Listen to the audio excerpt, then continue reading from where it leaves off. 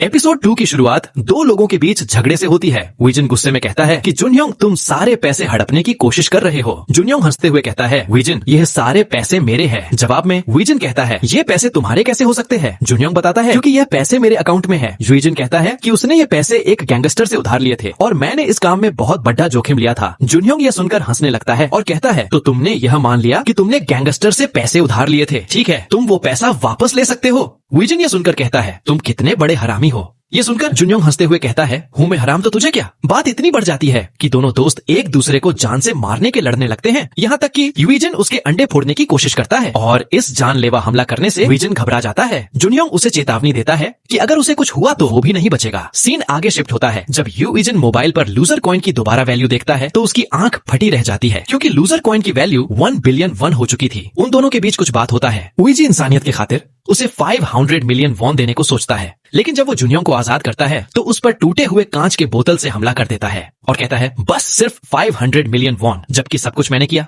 इतने में यूजिन उसे वाइन की बोतल से मार देता है जिससे वो थोड़े देर के लिए शांत हो जाता है। जब कुछ समय तक जुनयोंग कोई भी हरकत नहीं कर रहा था, यूजिन उसे टच करके और हिलाकर देखता तो उसे लगता कि वो मर गया। वह सोचता है कि उसके हाथों ये क्या हो गया। तभी जुनयोंग की मम्मी का कॉल आ जाता है। यूजिन उस कॉल को पिक करता है। आगे क्या हुआ हम तीसरे एपिसोड में देखेंगे।